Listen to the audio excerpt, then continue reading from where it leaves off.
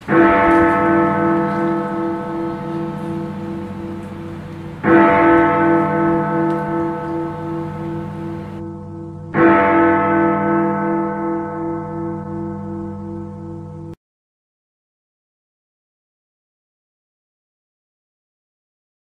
saudaraku yang dikasihi dalam Tuhan Yesus Kristus. Sungguh kita berbahagia hari ini karena kita masih diizinkan Tuhan untuk datang dan kita masuk di dalam ibadah firman dan doa. Dan biarlah setiap pokok-pokok doa yang akan kita naikkan dengan hati kita yang tulus dan kita mendoa bagi saudara kita. Mari saudara, sebelum kita masuk di dalam ibadah dan penyembahan kita lebih dalam lagi, kita mengambil waktu teduh di hadapan Tuhan.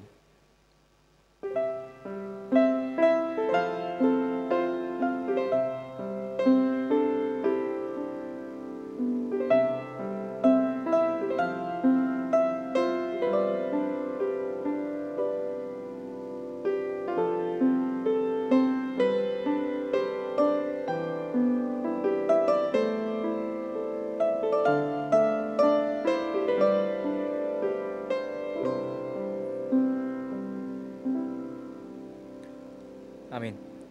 Saudara, di dalam kehidupan kita memang banyak sekali masalah yang membuat hidup kita tidak mudah. Naik turun dan liku-liku kehidupan banyak kita alami. Tetapi kita memiliki satu iman keyakinan bahwa Tuhan tetap memimpin jalan kita di dalam segala masa kehidupan kita. Mari saudara kita naikkan pujian di dalam KPPK nomor 234. Oh Tuhan, pimpin jalanku.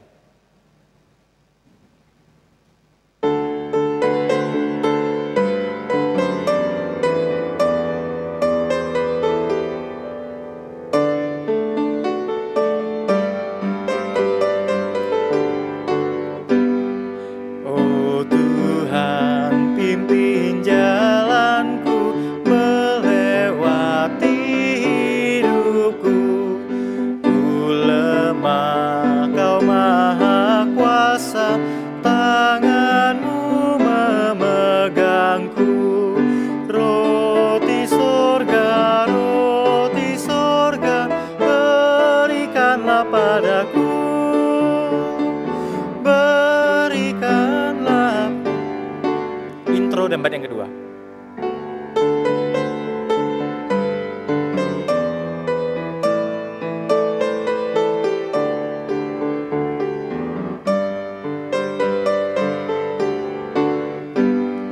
Pancarlah sumber air hidup agar ku tak dahaga, ku dilindung dan dipandu agar ku tak tersesat. Oh Tuhanku yang perkasa, jadilah perisaiku, jadilah perisaiku. Mari kita masuk di dalam doa. Ya Tuhan, kami tahu bahwa di dalam kehidupan kami banyak sekali terjadi masalah. Naik turun di dalam kehidupan kami alami. Tetapi kami memiliki satu keyakinan bahwa Engkau tidak pernah meninggalkan kehidupan kami, bahwa Engkau terus ada dan Engkau terus berjalan bersama dengan kami. Terima kasih ya Tuhan. Tetapi kami minta ampun di hadapan Engkau ya Tuhan. Karena senantiasa Engkau menemani kami, senantiasa Engkau berjalan bersama dengan kami, tetapi senantiasa kami melukai hati Tuhan. Bahkan kami melupakan Tuhan yang terus berjalan bersama dengan kami. Ketika kami senang, kami melupakan Engkau. Tetapi ketika kami sedih, kami berseru-seru pada Engkau, bahkan kami menyalahkan Engkau. Ampuni kami ya Tuhan. Ya Tuhan, biarlah pada hari ini Engkau sucikan hati kami. Ampuni segala dosa-dosa yang telah kami perbuat. Sehingga kami pada hari ini boleh sungguh masuk di dalam penyembahan kami lebih dalam lagi, lebih menikmati Engkau, merasakan kehadiran Tuhan di dalam kehidupan kami. Dan sebentar juga mungkin kami akan naikkan beberapa pokok doa ya Tuhan. Kiranya setiap doa-doa kami Engkau dengar dan Engkau jawab sesuai dengan waktu dan kehendak-Mu saja. Mungkin juga sebentar kami akan mendengarkan firman Tuhan. Kiranya Engkau berkati hamba-Mu yang akan menyampaikan firman Tuhan. Urapi hamba-Mu Tuhan di dalam segala keterbatasannya. Dan kiranya apapun yang diucapkan oleh orang hamba-Mu keluar daripada kehendak-Mu saja yang sesuai dengan firman Tuhan. Terima kasih Tuhan, ini doa kami serahkan ke dalam tangan-Mu hanya di dalam nama Tuhan Yesus Kristus saja. Amin. Saudara, sebelum kita akan mendengarkan firman Tuhan, Dan biarlah firman Tuhan ini boleh menjadi pedoman dalam kehidupan kita. Dan kita boleh tetap bersandar kepada kekuatan Tuhan. Kita naikkan pujian dari KPPK nomor 221, Sandar pada Lengangan yang Kekal.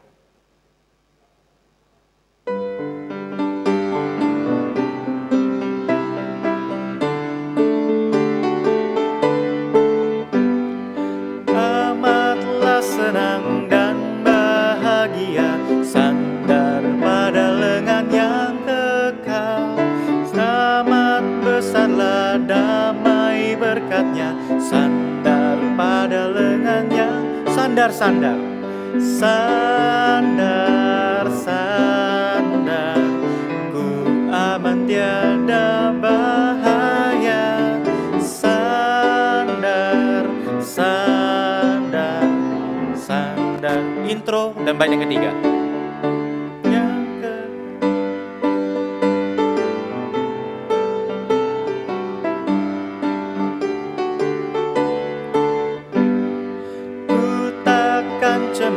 Ku takkan takut, sandar pada lengan yang kekal. Hatiku aman, dia di sisiku, sandar pada lengan yang sandar. Sandar, sandar, ku aman tiada bahaya. Sandar, sandar, sandar pada lengan yang kekal. Kita akan mendengarkan firman Tuhan yang akan dibawakan oleh Pendeta Yunus.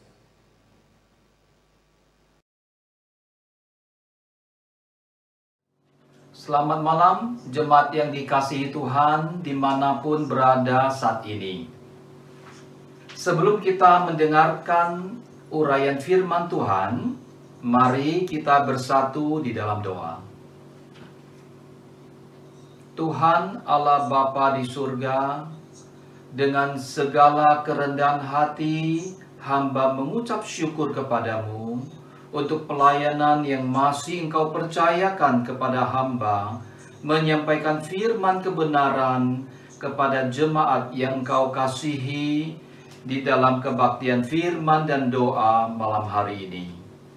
Terima kasih untuk anugerah dan kasih karunia yang senantiasa menaungi hamba dan segenap jemaat Tuhan. Kiranya Engkau mengurapi hamba-Mu hari ini dengan kuasa Roh Kudus, sehingga dengan penuh keberanian hamba menyampaikan firman-Mu yang akan membebaskan umat-Mu dari perbudakan dosa, memberikan pengajaran tentang kebenaran, menguatkan, serta memberi penghiburan. Sucikan dan kuduskan hamba-Mu, supaya layak dipakai sebagai bejana-Mu. Kiranya Roh-Mu yang kudus menguasai setiap perkataan yang keluar dari bibir mulut hamba-Mu, yang akan menjawab setiap kebutuhan dari jemaat-Mu yang Kau kasihi. Kami ingin supaya Engkau sendiri yang dipermuliakan dan melaksanakan firman Tuhan di dalam keseharian kami. Berbicaralah kepada kami ya Tuhan, karena kami siap untuk mendengarkan. Dalam nama Putra-Mu Yesus Kristus, penebus dan juru selamat kami yang hidup, kami berdoa. Amin. Bapak, Ibu, dan Saudaraku, saya akan membacakan satu bagian dari firman Tuhan yang terdapat di 2 Tawarik pasal yang ke-33, ayat yang pertama sampai dengan yang ke-16. Manasye berumur 12 tahun pada waktu ia menjadi raja, dan 55 tahun lamanya ia memerintah di Yerusalem. Ia melakukan apa yang jahat di mata Tuhan, sesuai dengan perbuatan keji bangsa-bangsa yang telah dihalaukan Tuhan dari depan orang Israel. Ia mendirikan kembali bukit-bukit pengorbanan yang telah dirobohkan oleh Hizkia ayahnya. Ia membangun mesbah-mesbah untuk para Baal, membuat patung-patung Asyera dan sujud menyembah kepada tentara langit dan beribadah kepadanya. Ia mendirikan mezbah-mezbah di rumah Tuhan. Walaupun sehubungan dengan rumah itu Tuhan telah berfirman, "Di Yerusalem namaku akan tinggal untuk selama-lamanya." Dan ia juga mendirikan mezbah-mezbah bagi segenap tentara langit di kedua pelataran rumah Tuhan. Bahkan ia mempersembahkan anak-anaknya sebagai korban dalam api di Lebak Ben Hinom. Ia melakukan ramal, telaa, dan sihir, dan menghubungi para pemanggil arwah dan para pemanggil roh peramal. Ia melakukan banyak yang jahat di mata Tuhan, sehingga ia menimbulkan sakit hatinya. Ia juga menaruh patung berhala yang telah dibuatnya dalam rumah Allah, walaupun Allah telah berfirman kepada Daud dan kepada Salomo anaknya, "Dalam rumah ini dan di Yerusalem yang telah kupilih dari antara segala suku Israel, aku akan menaruh namaku untuk selama-lamanya. Aku tidak akan membuat pula orang Israel berjejak keluar dari tanah yang telah kutentukan untuk nenek moyangmu, asal saja mereka melakukan dengan setia segala yang telah kuperintahkan kepada mereka dengan perantaraan Musa, yakni segala hukum, ketetapan, dan peraturan." Tetapi Manasye menyesatkan Yehuda dan penduduk Yerusalem, sehingga mereka melakukan yang jahat lebih daripada bangsa-bangsa yang telah dipunahkan Tuhan dari depan orang Israel. Kemudian berfirmanlah Tuhan kepada Manasye dan rakyatnya, tetapi mereka tidak menghiraukannya. Oleh sebab itu Tuhan mendatangkan kepada mereka panglima-panglima tentara Raja Asyur yang menangkap Manasye dengan kaitan, membelenggunya dengan rantai tembaga dan membawanya ke Babel. Dalam keadaan yang terdesak ini, ia berusaha melunakkan hati Tuhan Allahnya. Ia sangat merendahkan diri di hadapan Allah nenek moyangnya dan berdoa kepadanya. Maka Tuhan mengabulkan doanya dan mendengarkan permohonannya. Ia membawanya kembali ke Yerusalem dan memulihkan kedudukannya sebagai raja. Dan Manasye mengakui bahwa Tuhan itu Allah. Kemudian ia mendirikan tembok luar pada kota Daud di sebelah barat Gihon di lembah sampai dekat pintu gerbang ikan mengelilingi Ofel. Tembok itu dibuatnya sangat tinggi. Ia menempatkan juga panglima-panglima perang di tiap kota kubu di Yehuda. Ia menjauhkan allah-allah asing dan berhala dari rumah Tuhan, dan juga segala mezbah yang didirikannya di atas gunung rumah Tuhan dan di Yerusalem, dan membuangnya keluar kota.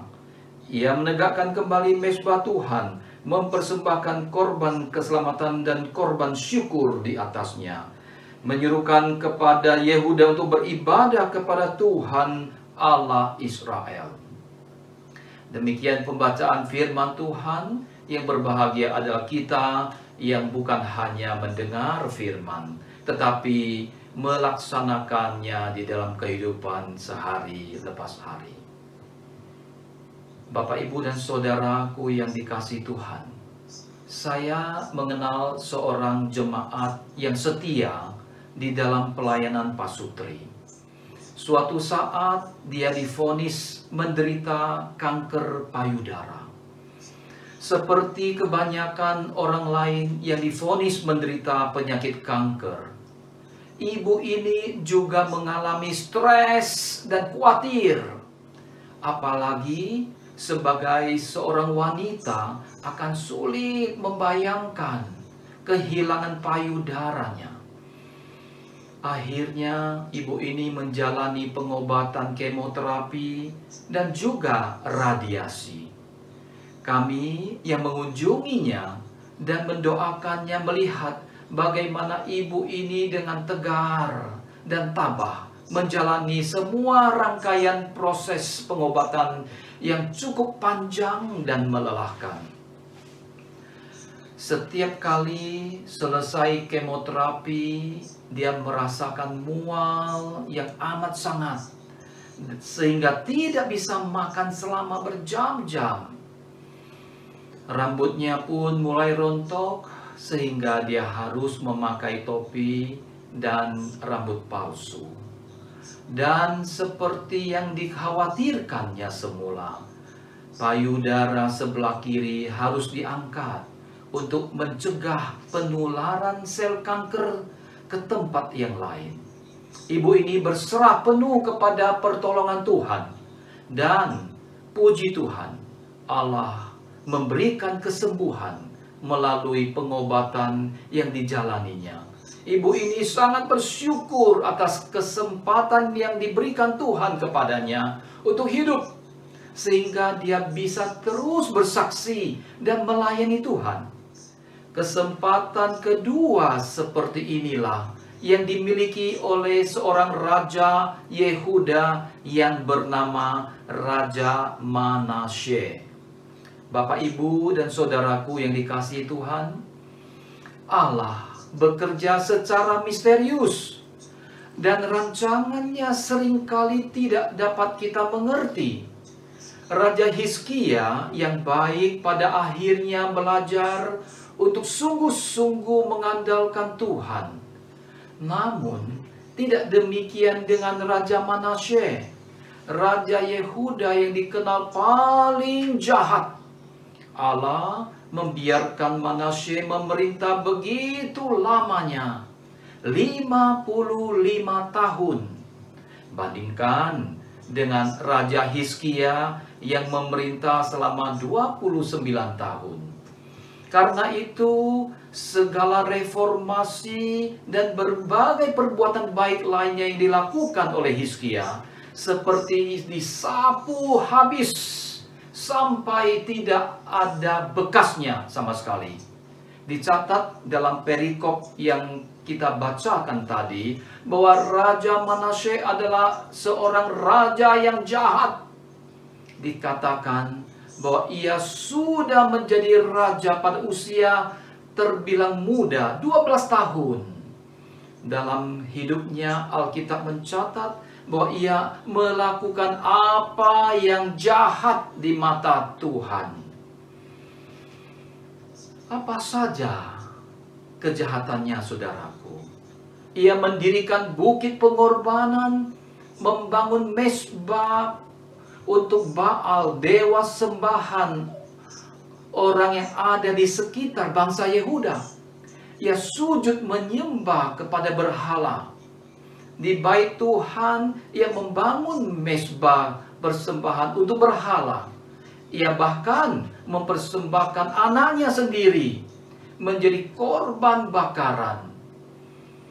Faktor utama yang menjauhkan manusia dari Allah adalah kesombongan diri, saudaraku. Manusia cenderung berpikir bahwa segala yang dimilikinya merupakan hasil kerja kerasnya tanpa campur tangan Allah. Saat Allah memberikan kesulitan demi kesulitan, bukannya bertobat, tetapi mengeraskan hati dan menantang Allah. Manasye tidak belajar dari sejarah leluhurnya. Ia mengikuti Raja Ahaz yang menyembah kepada berhala, mengorbankan anaknya sebagai persembahan kepada dewa-dewa asing, dan melakukan tindakan yang jahat dan melawan Allah. Manasye juga menghubungi para peramal. Manasye mencurahkan darah orang yang tidak bersalah sedemikian banyak, sehingga dipenuhinya dari ujung ke ujung dengan kejahatannya. Kesimpulannya, ia melakukan banyak yang jahat di mata Tuhan, sehingga ia menimbulkan sakit hatinya. Ia sudah melakukan banyak hal yang jahat, dan bukan hanya itu, kejahatannya ia pun membawa seluruh Yahuda untuk melakukan yang jahat kepada Tuhan. Ia menyesatkan begitu banyak orang, sehingga lebih jahat daripada bangsa-bangsa lain. Di dalam bagian ini, kisah Manasye ditutup dengan kematian Raja Manasye. Kita mungkin bisa berkata, syukurlah raja itu meninggal, sehingga tidak lebih buruk lagi pengaruhnya bagi orang lain. Jadi orang kok hidupnya seperti ini? Bapak, Ibu, dan saudaraku yang dikasihi Tuhan, dalam dunia di mana kita tinggal, bukankah juga banyak kehidupan yang dijalani dan diisi dengan banyak hal yang jahat? Ada orang-orang yang memilih untuk mengisi hidupnya dengan tindakan-tindakan yang melawan Tuhan, menyakiti hati Tuhan, dan menjadi bencana bagi sesama. Adakah kita mengenal orang-orang seperti itu di sekeliling kita? Tidak ada harapan, tidak ada lagi masa depan. Kerap kali itu yang ditujukan kepada seseorang yang dicap berdosa dan bobrok hidupnya. Tidak mungkinlah baik lagi. Tidak mungkin orang seperti itu bisa menjadi orang yang berguna. Bahkan mungkin Tuhan sudah bohwat dengan orang seperti itu. Kalau perlu, pikir kita, orang seperti itu didoakan saja supaya cepat-cepat bertemu dengan Yang Maha Kuasa, biar hidupnya tidak menyusahkan orang lain. Janganlah diberikan kesempatan orang seperti itu untuk hidup lebih lama. Saudaraku, kisah Raja Manasye ternyata berlanjut. Bila berhenti di ayat 11 tadi, kita akan berkesimpulan bahwa raja yang jahat dan zalim itu akhirnya dihukum oleh Tuhan. Tetapi tidak. Kisah itu berlanjut dan dicatat secara lengkap di 2 Tawarik, sebuah kitab yang dicatat dan catatannya memberikan kita sebuah kisah yang utuh mengenai Raja Manasye. Saat itu Tuhan menghukum Yehuda dengan mendatangkan panglima-panglima Raja Asyur. Ini adalah kerajaan yang besar dan kuat. Mereka berhasil menangkap Raja Manasye dengan kaitan, membelenggunya dengan rantai tembaga, dan membawanya ke Babel. Mungkin kita bersorak dalam hati, akhirnya si raja yang zalim itu mendapatkan azabnya. Raja Manasye berada dalam situasi yang membuatnya begitu sulit dan terhimpit.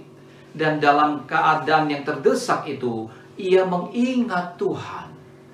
Di ayat 12 dikatakan bahwa Raja Manasye berusaha melunakkan hati Tuhan, saudaraku. Ia sangat merendahkan diri di hadapan Tuhan dan memohon belas kasihan Tuhan dengan doanya. Di ayat 13 dikatakan bahwa Tuhan mengabulkan doa Raja Manasye dan mendengar permohonannya. Ia membawa Manasye kembali ke kerajaannya dan memulihkan kedudukannya sebagai raja. Dikatakan pula Raja Manasye mengakui bahwa Tuhan itu Allah. Ada sebuah kesempatan yang Tuhan beri untuk Raja Manasye bisa melanjutkan hidupnya. Ia yang seharusnya mati sebagai tawanan di Babel, namun Tuhan bekerja sedemikian rupa di dalam hidupnya. Kitab Tawari mencatat bahwa Raja Manasye berubah dari tingkahnya yang jahat. Ia menegakkan kembali peribadahan kepada Tuhan yang benar. bukan kepada berhala, dan membawa bangsa Yehuda untuk kembali beribadah kepada Tuhan. 55 tahun dalam hidupnya ia menjadi raja, dan ia memanfaatkan kesempatan kedua yang diberikan Tuhan untuk tidak lagi hidup dalam kesalahan, melainkan kebenaran.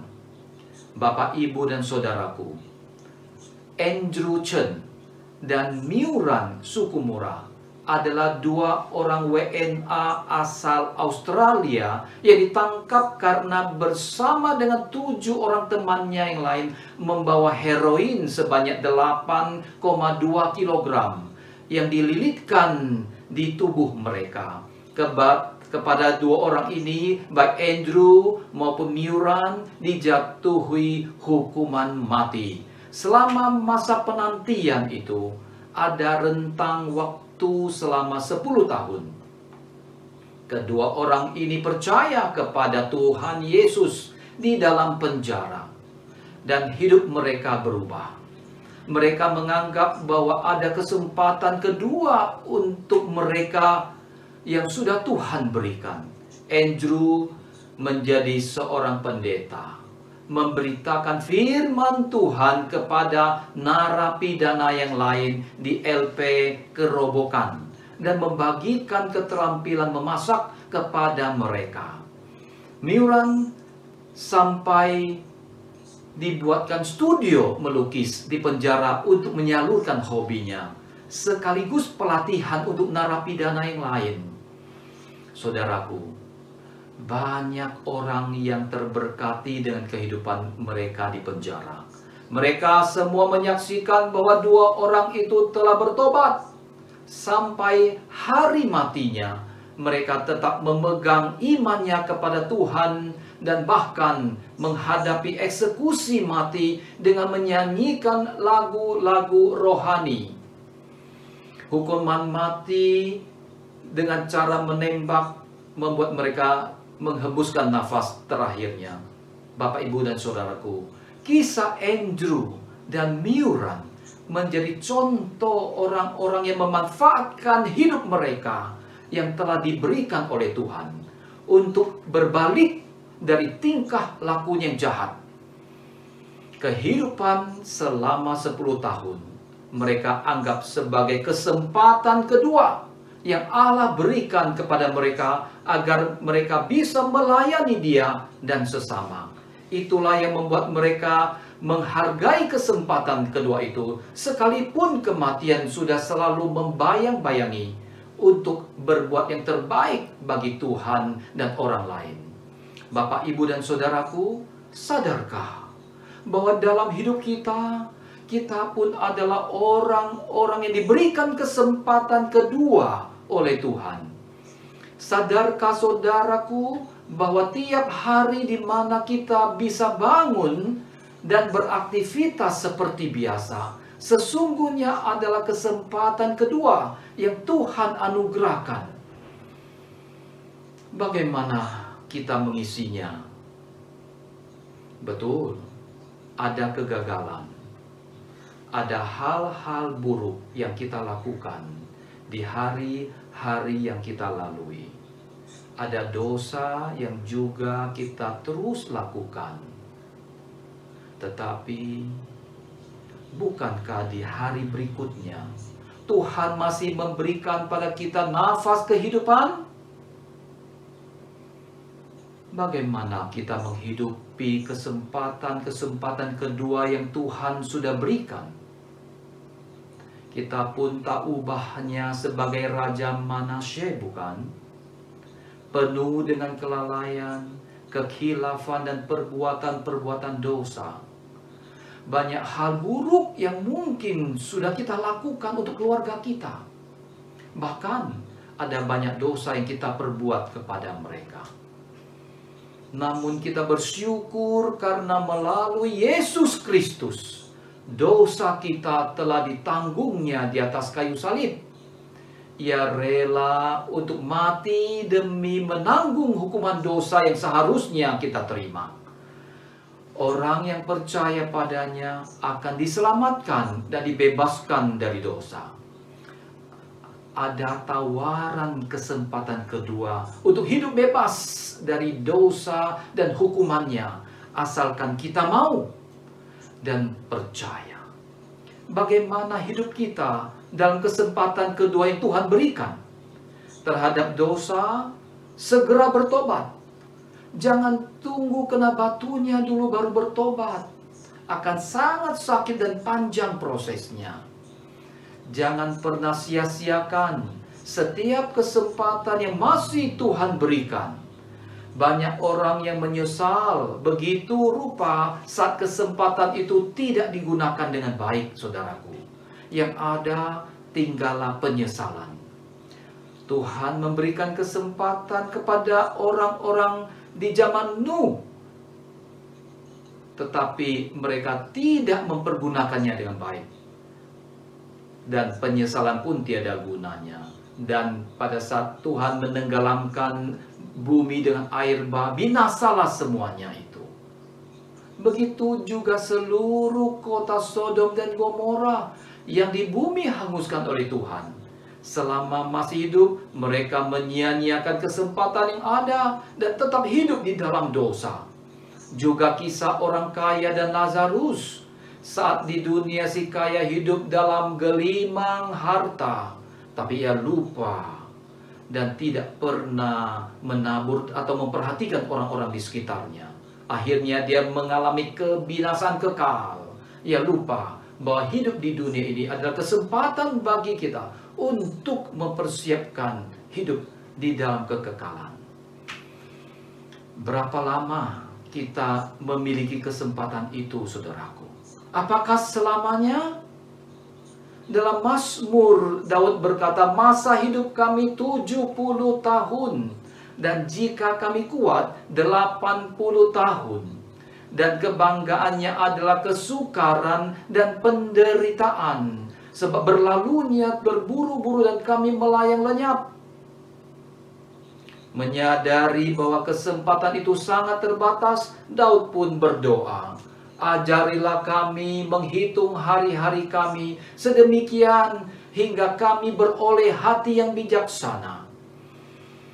Jadi saudaraku, tugas kita menemukan kesempatan dalam setiap situasi yang ada.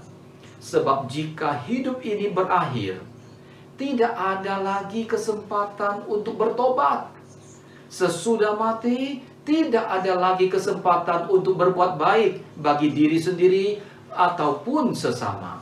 Sehingga Raja Salomo menasihati, segala sesuatu yang dijumpai tanganmu untuk dikerjakan, kerjakanlah itu sekuat tenaga. Karena tidak ada pekerjaan, pertimbangan, pengetahuan, dan hikmat dalam dunia orang mati, kemana engkau akan pergi. Selagi Tuhan memberikan kesempatan, gunakan sebaik mungkin supaya tidak ada penyesalan di kemudian hari. Bapak, Ibu, dan saudaraku yang terkasih, mari kita belajar untuk hidup bukan melulu untuk diri kita sendiri, tetapi berusaha untuk mengikuti apa yang Tuhan mau. Hidup menjadi bermakna dan belajar untuk menjadi berkat bagi orang lain. Belajar untuk menjadi berkat buat keluarga. Hidup kita bisa menjadi contoh bagi mereka. Sebagai karyawan, belajar bersyukur dan terus berusaha mengerjakan bagian kita dengan sebaik mungkin. Sebagai pimpinan, kita gunakan kesempatan untuk menyejahterakan bawahan dan karyawan kita. Sebagai orang tua, kita memakai kesempatan untuk mendidik anak-anak kita dengan baik, membimbing mereka mengenal Tuhan, dan memastikan mereka sudah menerima keselamatan kekal dari Kristus Yesus. Sebagai anak, kita menggunakan kesempatan untuk berbakti kepada orang tua dan membahagiakan mereka di sisa hidup yang masih diberikan oleh Tuhan. Sebagai jemaat Allah, mari kita memanfaatkan kesempatan yang diberikan pada kita untuk melayani pekerjaan Tuhan dan melakukan tugas pelayanan dengan sebaik-baiknya. Marilah kita menghidupi kesempatan kedua yang Tuhan berikan untuk terus menyenangkan hatinya. Amin. Mari kita mengambil saat hening sejenak untuk membiarkan firman Tuhan yang kita dengar masuk ke dalam hati kita dan terutama mengubah hidup kita.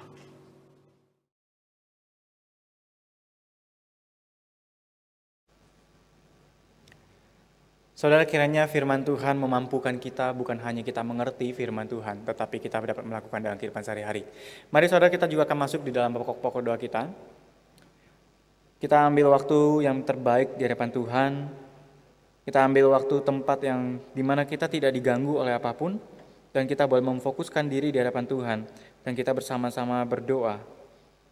Nah, saudara-saudara, yang pertama, saya berikan waktu untuk saudara-saudara terlebih dahulu berdoa bagi diri kita sendiri.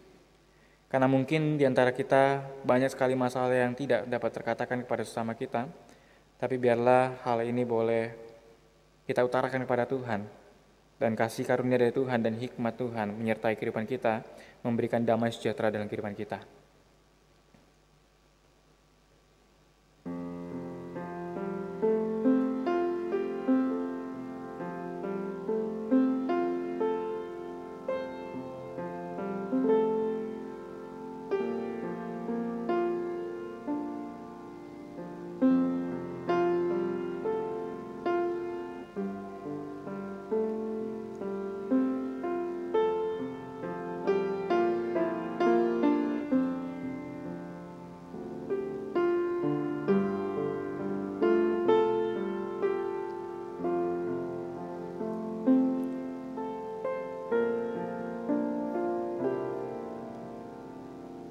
Saudara, yang kedua, kita juga akan doakan untuk gereja-gereja Tuhan. Secara khusus kita juga doakan untuk GKI Bungur dan juga Pos Jemaat Alam Sutra. Kiranya Tuhan terus memberkati gereja kita pada hari ini, dan kita boleh menjadi saluran berkat bagi nama Tuhan, bagi kemuliaan nama Tuhan. Setiap program-program disusun boleh sesuai dengan kehendak Tuhan,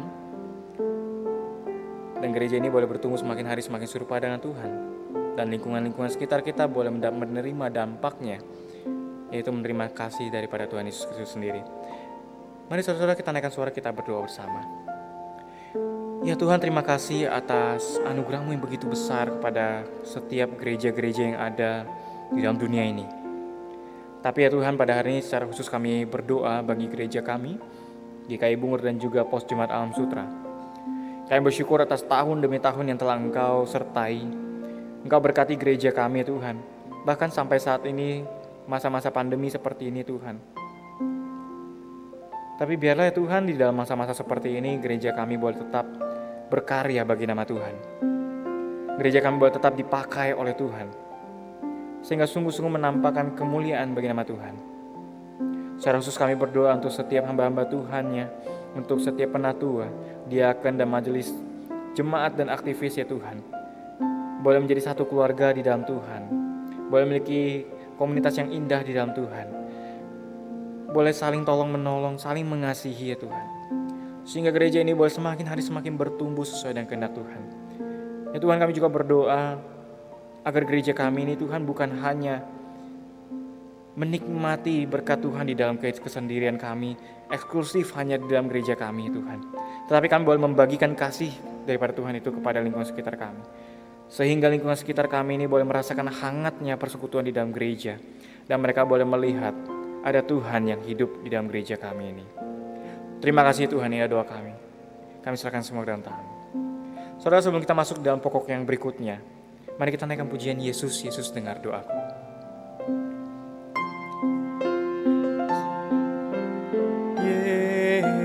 Yesus dengar doaku, janganlah engkau lalui, berilah berkat. Sekali lagi, Yesus, Yesus dengar doaku. Yesus, Yesus dengar doaku,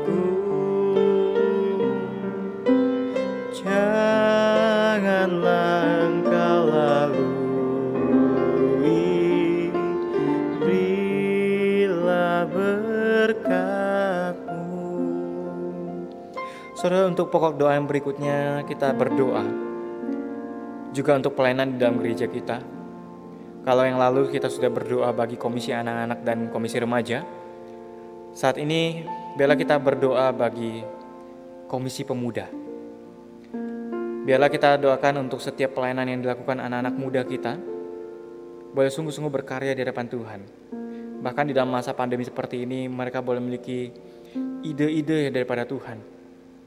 Mereka boleh kerjakan bagi kemuliaan nama Tuhan.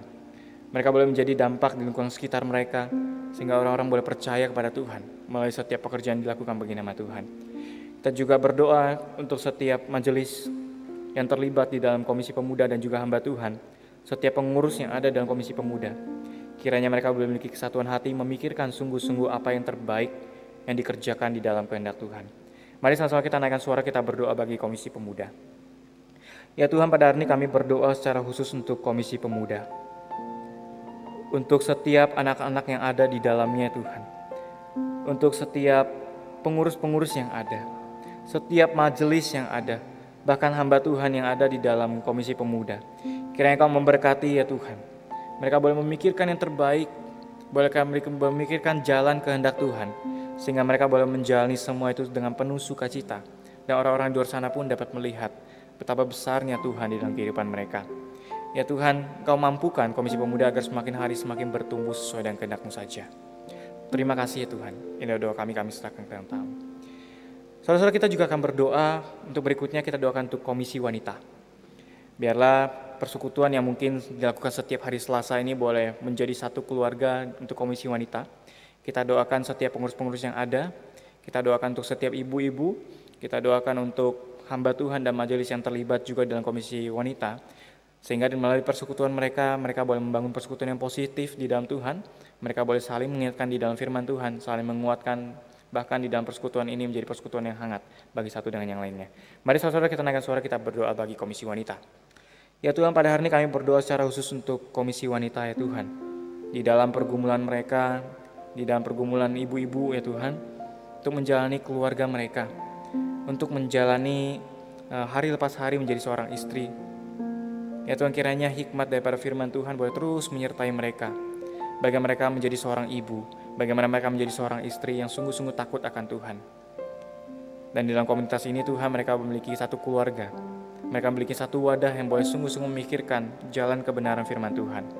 Engkau pakai juga hamba Tuhan yang di dalamnya boleh memikirkan yang terbaik juga bersama dengan pengurus-pengurus dan majelis untuk setiap program-program yang disusun. Dan kiranya ini boleh berguna bagi kehidupan berjemaat, dan ini boleh sungguh-sungguh memuliakan nama Tuhan.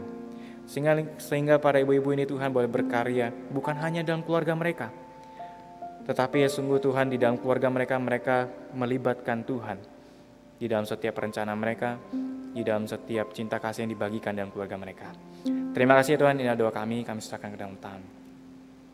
Saudara, kita juga berdoa, tidak henti-hentinya kita berdoa bagi negara kita, Indonesia, yang sampai pada hari ini masih berjuang melawan pandemi COVID-19. Biarlah setiap pemerintah boleh diberi hikmat oleh Tuhan untuk memikirkan yang terbaik dikerjakan oleh negara kita pada hari ini, dan sungguh-sungguh damai sejahtera boleh mencertai negara kita. Dan kita juga berdoa bagi diri kita sendiri yang terlibat sebagai warga negara Indonesia, boleh berbagian dan kita boleh sungguh-sungguh taat kepada pemerintah, karena kita tahu tidak ada pemerintahan yang tidak diizinkan Tuhan untuk memerintah di negara manapun. Mari saudara kita naikkan suara, kita berdoa bagi negara kita. Ya Tuhan, pada hari ini kami berdoa secara khusus untuk negara Indonesia. Sudah begitu lama ya Tuhan kami berjuang melawan pandemi COVID-19 ini. Bahkan hari demi hari ya Tuhan, semakin bertambahnya jumlah orang yang terdampak pandemi COVID-19 ini. Bahkan juga tidak sedikit orang yang sudah meninggal ya Tuhan. Tapi pada hari ini kami sungguh-sungguh menyerahkan ke dalam tangan. Kami percaya Tuhan bahwa hal seperti ini pun tidak ada apa-apanya dibandingkan dengan kuasa-Mu. Karena segala sesuatu ada di dalam kuasa-Mu. Tapi apabila hal itu terjadi, kami yakin dan percaya bahwa Kau memiliki rancangan yang terbaik bagi setiap umat-Mu ya Tuhan. Kami berdoa Tuhan juga untuk setiap pemerintahan yang ada. dari presiden bahkan sampai kepada pemerintahan di daerah, sampai kepada RT dan RW Tuhan. Engkau berikan mereka hikmat, berikan mereka kekuatan, agar mereka boleh bersatu hati memikirkan yang terbaik untuk menanggulangi penyakit COVID-19 ini. Berikan hati ya Tuhan bagi setiap mereka yang sungguh-sungguh melayani negara ini dengan baik, dan mereka menjunjung kesejahteraan negara ini ya Tuhan. Kami juga berdoa Tuhan, kiranya kerinduan kami, negara kami ini pada suatu hari boleh mengenal Engkau lebih dalam lagi, boleh mengenal Engkau sebagai juru selamat mereka ya Tuhan. Terima kasih. Kami juga berdoa Tuhan untuk setiap kami sebagai warga negara Indonesia ini sendiri. Biarlah kami boleh sungguh-sungguh menampakkan cinta kasih daripada Tuhan. Kami boleh berlaku sesuai dengan kehendak Tuhan. Kami boleh menjadi terang dan garam di lingkungan sekitar kami. Kami boleh sungguh-sungguh taat kepada pemerintah ya Tuhan, agar kami boleh membantu menanggulangi penyakit ini Tuhan, dan kami boleh sungguh-sungguh menjadi berkat bagi orang-orang di luar sana. Engkau pakai kami ya Tuhan, dan biar semakin hari kami boleh semakin dekat dengan Engkau, memancarkan hangatnya cinta kasih kepada Engkau. Terima kasih Tuhan, ini doa kami serahkan ke dalam tangan-Mu. Ya Tuhan, terima kasih atas kesempatan yang Kau berikan bagi kami, sehingga kami boleh menaikkan beberapa pokok-pokok doa kami. Mungkin masih banyak sekali ya Tuhan yang ingin kami doakan. Tapi ya Tuhan, biarlah pada hari ini Engkau sungguh-sungguh mengetahui hati kami. Apa yang sudah kami panjatkan, apa yang sudah kami doakan ini Tuhan. Kami sungguh percaya dan beriman kepada Engkau. Dan kami tahu Engkau tidak pernah lalai menepati janji-Mu.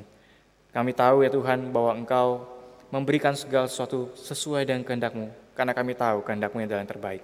Dan biarlah Engkau jawab semua sesuai dengan waktu dan kehendak-Mu saja ya Tuhan. Inilah doa kami ya Tuhan, kami serahkan ke dalam tangan-Mu hanya di dalam nama Tuhan Yesus Kristus saja.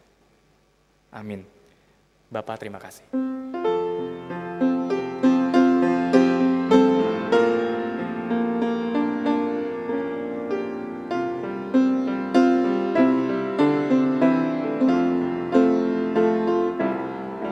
Bapa, terima kasih. Bapa, terima kasih. Bapa di dalam surga, puji terima kasih. Amin. Ibadah firman dan doa selesai.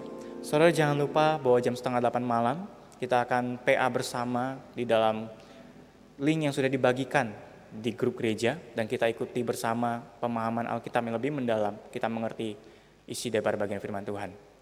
Kiranya saudara-saudara mengambil waktu teduh di hadapan Tuhan.